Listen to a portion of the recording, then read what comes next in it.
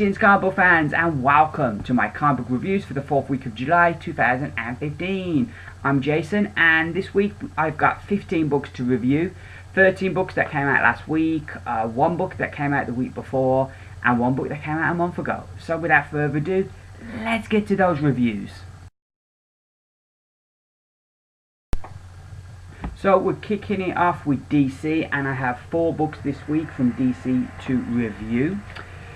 So first up, it is the number 1 of the week from DC. It is Cyborg issue number 1, written by David Walker with art by Ivar, and I enjoyed this first issue. What I like about what Walker does here is he looks at the person behind Cyborg. Who is he? And it's something we don't really know because he's always been a bit of a background character in Justice League. We see a bit more of him in events like Throne of Atlantis and Forever Evil. We saw them do a bit more with him in those stories, but otherwise he's been a background character in the book, and until Shazam come along he didn't really have any friendships in the team, despite being on the team for 5 years. You've got Wonder Woman and Superman are close, Superman and Batman are super tight, Flash and Green Lantern are cool together, you know, and they get on well. But Cyborg had no friendships until Shazam come along, and they have that commonality of being the youngest members on the team. And so I liked the kind of interaction between those two characters. In this issue, we get to see a bit more of Cyborg, his relationship with his dad, which is quite strained. And, you know, the people around that he's friends with. And we're also introduced to another new character that he becomes friends with here that seems a bit, I don't know where that's going to go, but that seemed a bit, We're also introduced into a race called the Techno-Sapiens, who seem to be this race that kind of similar to the Borg, except they don't seem to be a collective. They seem to be individual creatures, but that they belong to this thing where they take technology from people or from creatures. And I think by the gist of what they're saying is they've kind of located Cyborg, because we don't fully know what Cyborg is, and I kind of like that this series, as well as this kind of exploring who the person is of Cyborg, but also who he is and what his powers are and exactly what he is, because there's a lot that the characters in this don't fully understand about him. And he has a little bit of a mystery here as well, which is what takes him to his father to try and solve this. So I liked all those elements, that they were good. The art here is amazing by Ivar, which I knew Ivar, the art would be fantastic. A very interesting, enjoyable first issue. It maybe lacked a bit of excitement because we didn't get to see Cyborg in some big action showcasing what he can do.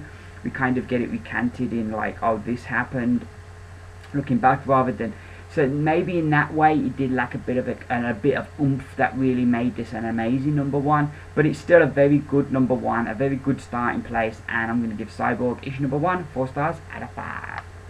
So next we have The Flash issue 42, which has been one of my favourite books on my pull list since it started in the New 52, and I followed it since issue 1. But I think I've just got to a point where the current story just isn't for me. I'm just not enjoying it. You've got Barry kind of thinking that he's got something that can lead him to who murdered his mother and free his father. So his father, for some reason, has teamed up with these supervillains and broke out of prison, and now they're on the run. But his father has got something definitely planned, and there's something going on here. We've then got this super mysterious character, Professor Zoom, who seems to just keep showing up, but at the moment there doesn't seem to be no rhyme or reason to what he's doing, other than he's just taunting the Flash and his father and just spying on him, kind of like a pervert. So yeah, at the moment there's not a lot going on. We've not seen Wally. He seems to have been a character that got out of it. Patty has disappeared. A lot of the supporting cast that we enjoyed seeing. Iris makes an appearance this issue.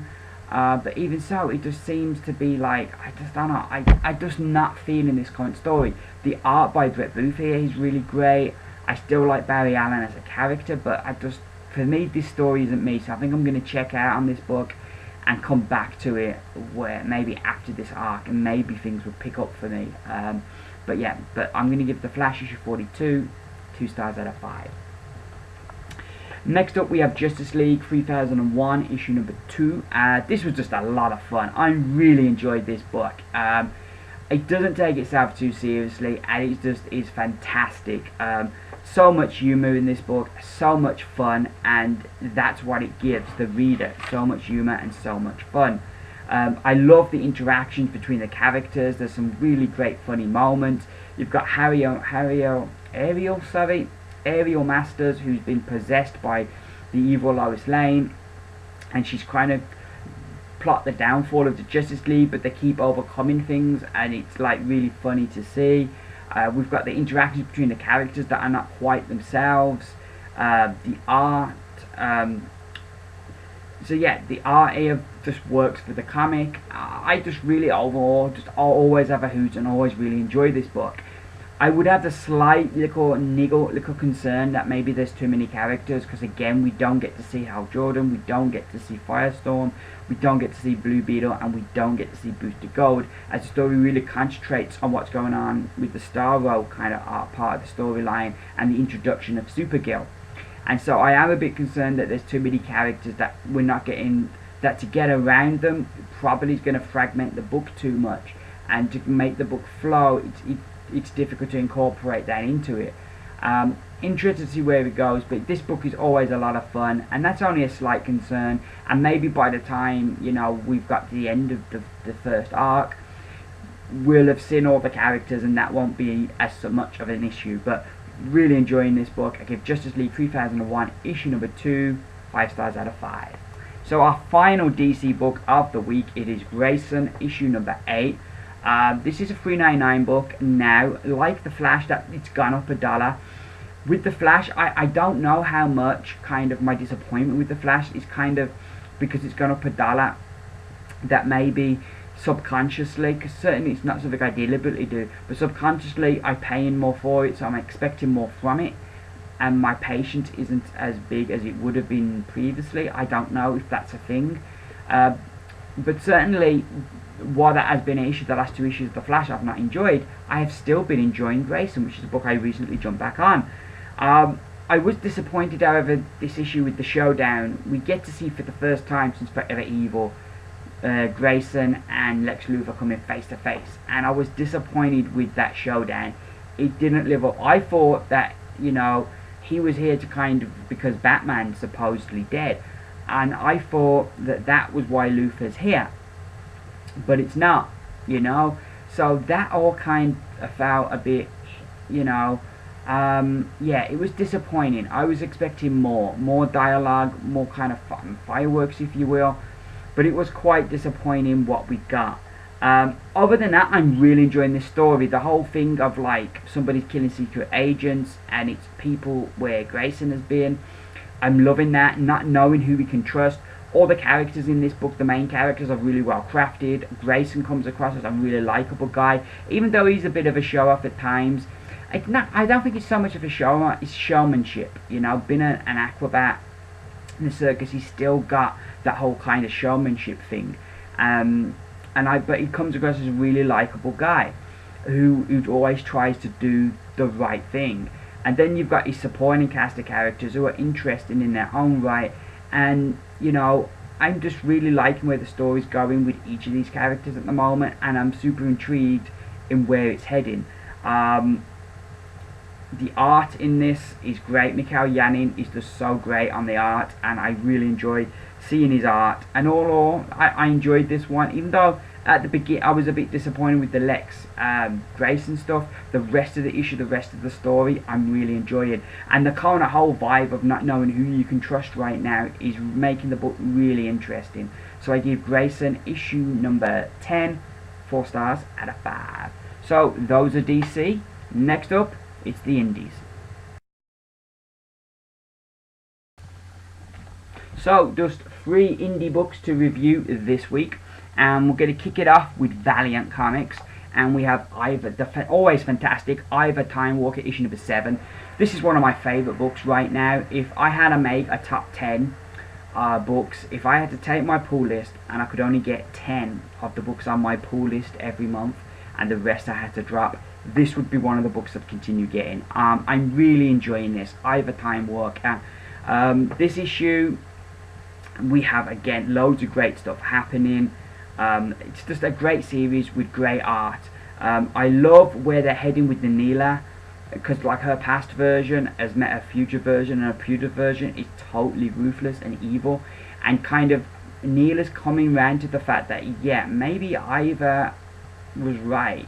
And I'm going to really interested when present day Neela meets up with Ivar again, because you know that's coming down probably the next story arc, but I'm looking forward to that. But I'm really liking where they're heading with Neela. You kind of wonder what's happened to her that's made her this way, and when you learn at the end the kind of twist and her diabolical plan, it kind of shows you that this character's really fallen a long way. I love the dynamic between the three brothers, between Armstrong, Eternal Warrior, and Ivar. I love the interaction between them, and the villain they come up against this issue is really good, really a lot of fun.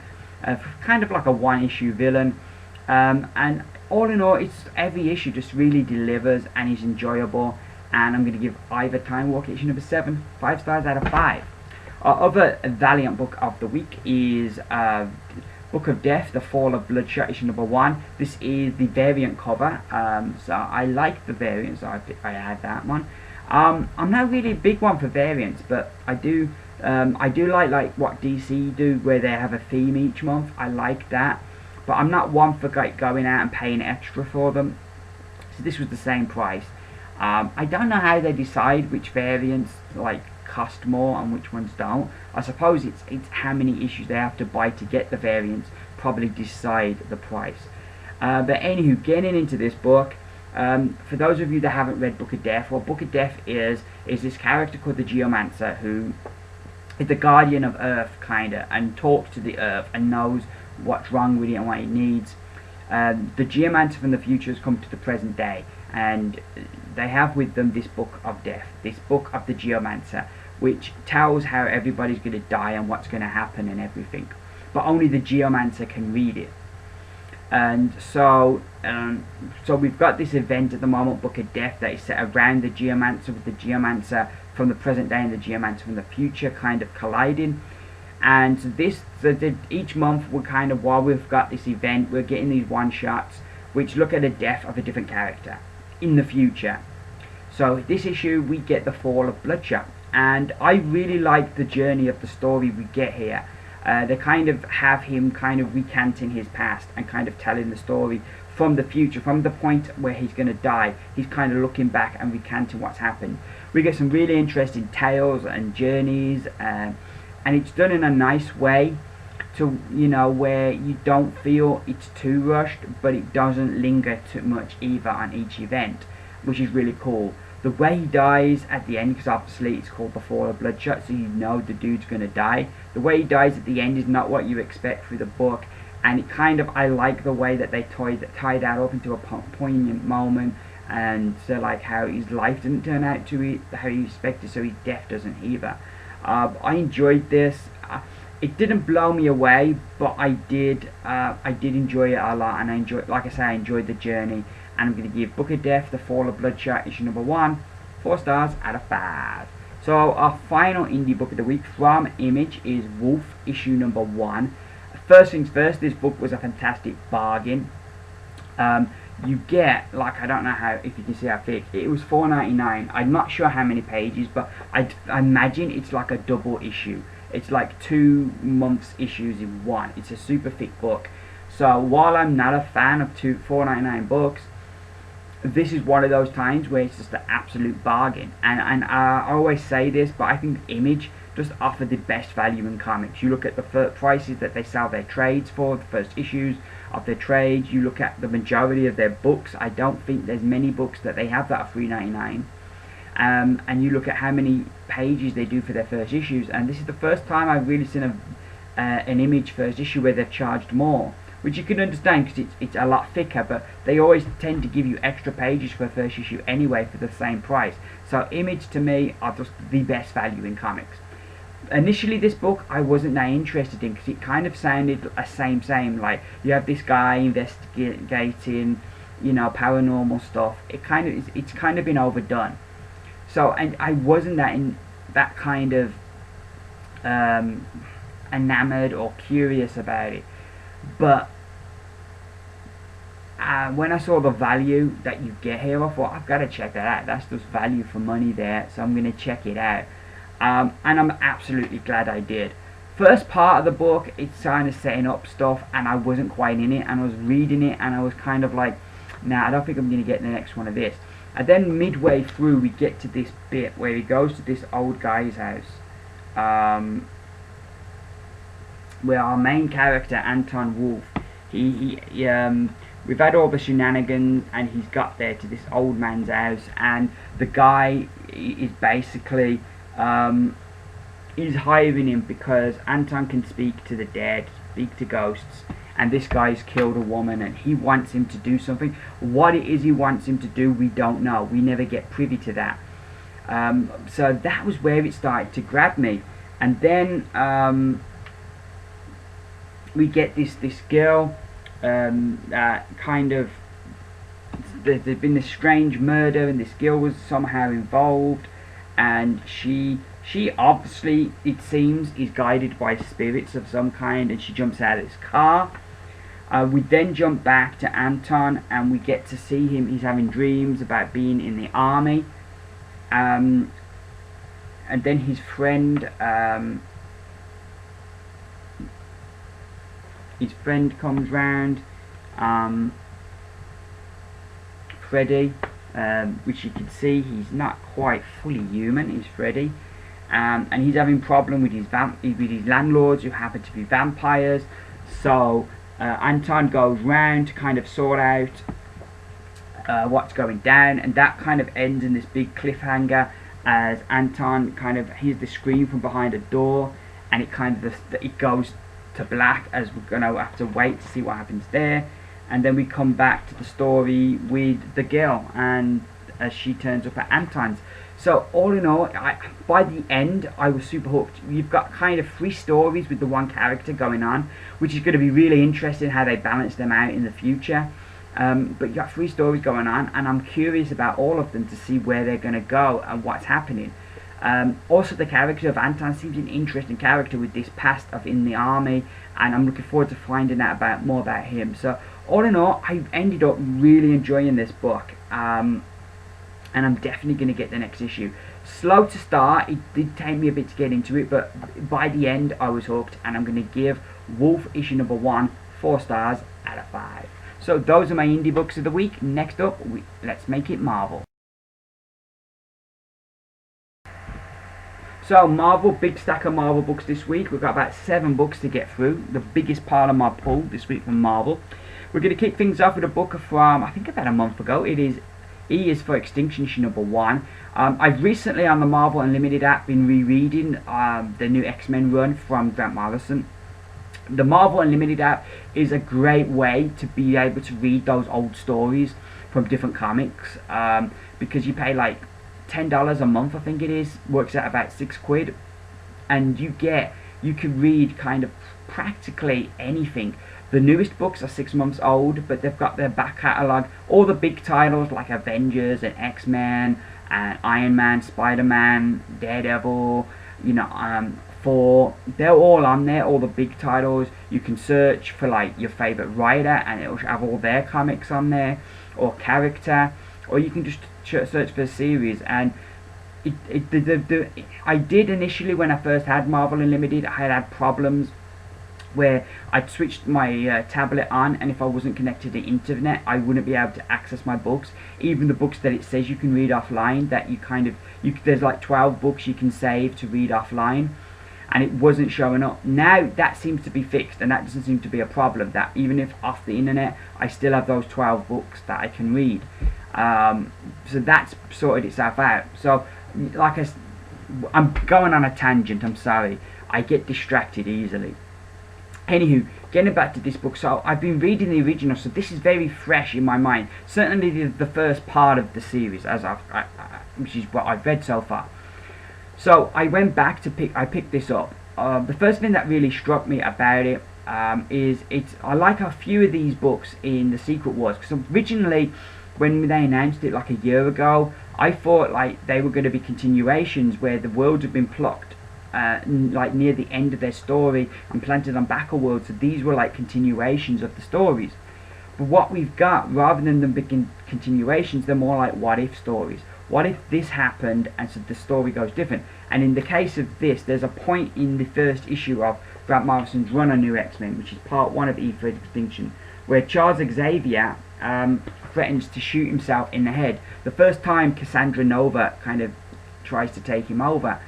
And in this, instead of him kind of bluffing, he shoots himself. And so he dies. So everything's going to be different now because there's no Charles Xavier there. So we join the story like years later. Magneto has this school called the Atom Institute, where he's now like having mutants and humans both go to this school. But he's kind of got a new thing. His old plan, he realizes, wasn't working, of kind of by terrorist means taking over. So now he's doing it in a covert way of having this school that's for both, but that mutants are at the top. And that mutants are excelling, and that they're going to replace people by being the best at everything. That's how they're going to take over the world and kind of replace humanity. Homo superior will replace Homo sapien by being better, by having the better positions in the world. So that, I liked that kind of twist on where Magneto taking it from now. He has his own X-Men team, which we meet in the beginning of the issue as they take on the U-Men. So he has his own X-Men team that kind of now. We have the like one of the things that Morrison did was he very much streamlined the team and only concentrated on a few characters. So we see the original characters like Cyclops and Emma Frost.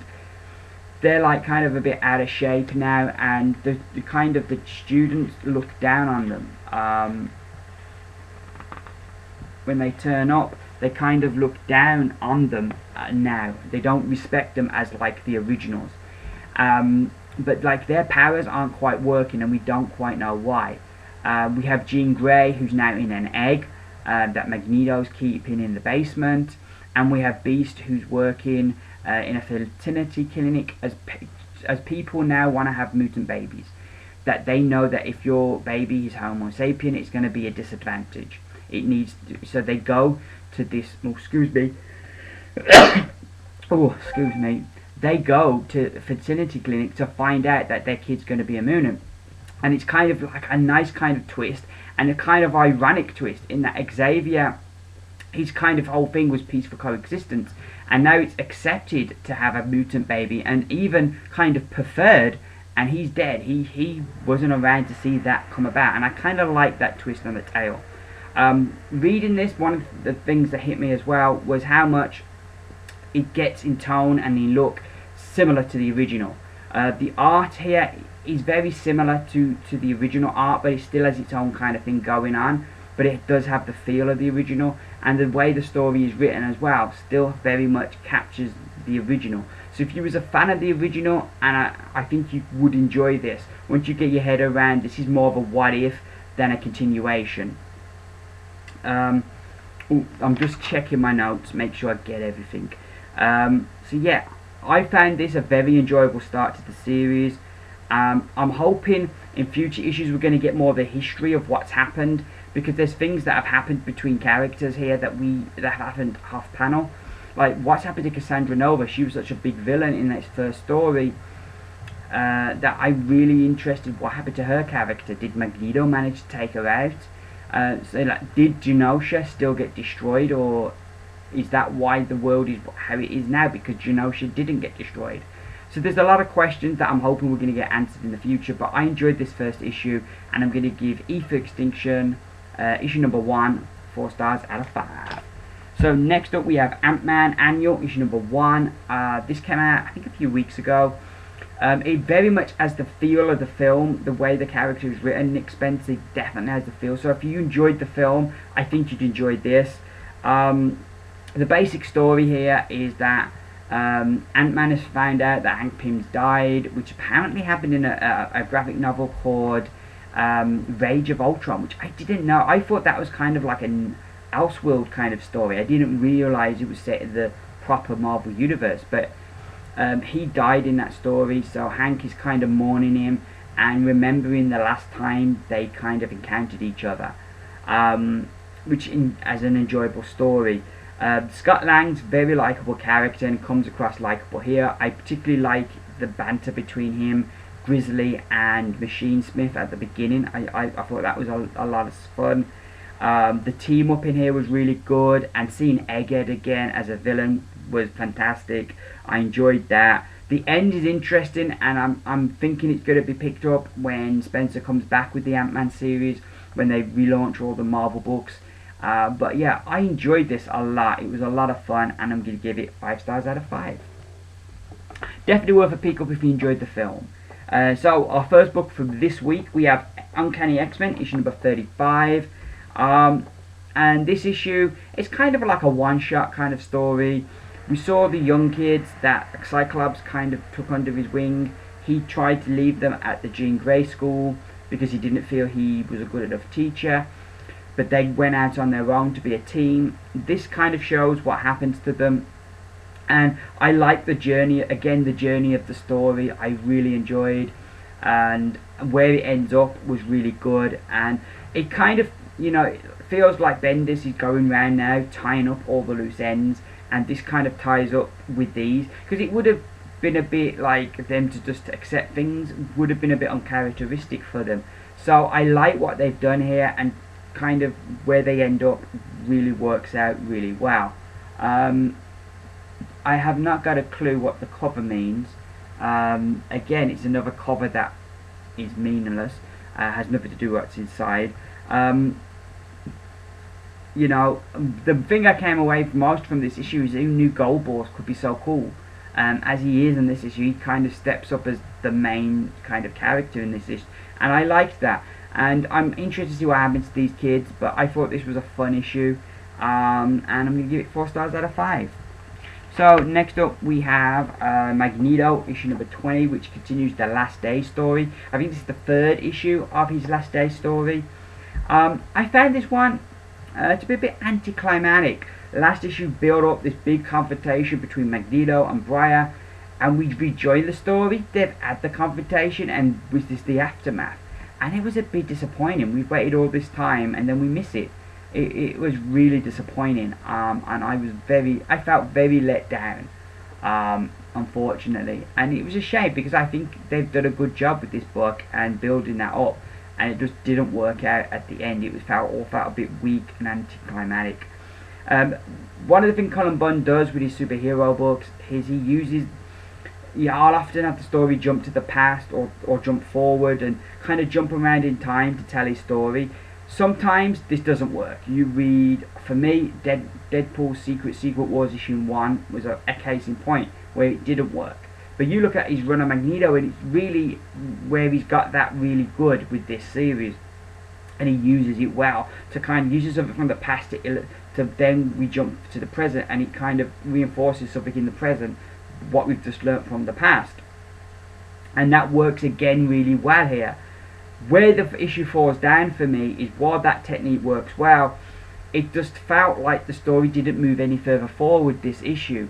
That it felt like this issue and last issue are kind of both side by side, and the story doesn't move any forward, and it feels like we're seeing similar stuff it feels very similar to last issue in the fact of like learning things that Magneto's done in the past, and then seeing like how they pay off now. So it felt very much samey if you will. But I do love how Cullen Bunn writes Magneto, and it definitely feels like the book's coming to an end, and like next issue is going to be a big issue for Magneto, and that he's willing to pay the ultimate sacrifice to try and save Earth, which I find makes the character is so interesting. You know, like in our darkest hour he can be a hero. But yeah, overall I did find this disappointing. I'm going to give Magneto issue number 20 2 stars out of 5. So now for our Secret Wars books, and we have Weirdworld issue number 2. This was great fun. The art is just absolutely gorgeous in here. I just absolutely loved everything in this book. We start off with underwater apes. They've captured our main character, Archon, I think his name is. Yeah, Archon, and they've taken him. They're these underwater apes, so they've taken him to Atlantis. That is just fantastic. And like just throughout the book, he has to. So Archon wants to get back to his people, and he needs to escape Atlantis. And so he teams up with this other guy called what was his name? War something, wasn't it? Warbow. This guy called Warbow, who's made of crystal, and Warbow enlists him to go on this quest to help him rescue someone very important to him. And so Archon goes with him, you know, hoping, because Warbow says he's got a map that he will give to Archon that will help Archon get back to his kingdom. Again, another really great story, some crazy stuff here, some fun stuff. I like the kind of twist at the end, and it really ends with our characters in peril. All in all, this was just great fun, and I give Weirdworld issue number 2 5 stars out of 5, because I'm just really loving this series, and it looks absolutely gorgeous. We then have E is for Extinction issue number 2. So there's a lot of kind of reveals this week. We learn why the classic X-Men's powers aren't working properly. We learn something as well from Beast, who comes into the main story, and he has a big reveal. We learn more things about Magneto, and that maybe he isn't everything he seemed, and the school isn't everything it seemed. A lot of twists and reveals this issue, and it's almost, there was so much I feel I need to go back and reread it, because I don't think I've remembered everything. So that's how many reveals, and that's where maybe the story, sometimes you say they're moving too slow. This is a case of moving too fast. So much is happening, and still there's questions from the past that we haven't got answers to. Again, I enjoyed the art. I think it has the feel of the original. I particularly love that page. I enjoyed the story overall. I thought it was a lot of fun. I liked the showdown between the two different teams of X-Men. I thought that was good, and how that was handled. I hope we are going to get questions from the past answered, but just because it's a mini and it's moving so fast, I've got a feeling we may not. But I'm still enjoying this book, and I'm going to give E is for Extinction issue number 2 4 stars out of 5. So our final Marvel book of the week is Old Man Logan issue number 3. This was another book that kind of is moving a bit too fast, and it's kind of the curse of it's a mini series, and while they've got more room than the Convergence books, it's still like there's so much story that they're telling here that it's just not enough room and not enough time. The big thing they set up last issue was the confrontation between Wolverine and Apocalypse, which I was looking super forward to, and unfortunately it doesn't last long at all, and we get to see a bit of Logan in our Age of Apocalypse before he's moved on to Technopolis, and he meets up with like Iron Man, but not the Iron Man that he knows. And we've got a War Machine 4 there as well, and they've got this virus that if you don't wear an Iron Man suit, you're going to catch this virus, and Logan's kind of fighting it off because of the healing factor. So there's like good stuff there, and I like the dialogue between Logan and War Machine 4 and Iron Man. I kind of like the interaction, but again, it's over too quickly, and we don't get to see enough before we move to where the story ends. So I'm enjoying this. I'm liking the story. The art is just brilliant with the layouts. It's just great, but it is moving quick, and I would have liked it a bit slower, but unfortunately they've already got so much time, and Secret Wars is going on long enough anyway. But yeah, that's the only thing that hurts this for me, is it's going a bit too fast. We're not getting enough for each part of the story to breathe, but like I say, it's understandable. So I'm going to give Old Man Logan issue number 3 4 stars out of 5. So those are my reviews. Last up, we have our pick of the week.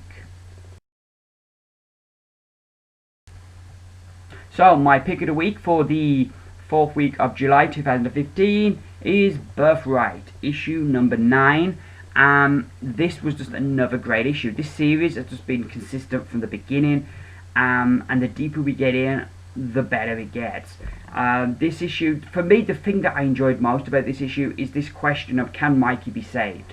We know he's got this evil thing within him that he's doing its bidding, but like, that's the question. Is it too late for him to be saved? And even in this issue, you kind of go backwards and forwards on that question, and that's one of the things that really creates some drama and excitement in the issue, is this question, because you kind of feel you want him to be saved, to be reunited with his family, but can he? Are we going to get a happy ending, or is it going to be sad and tragic?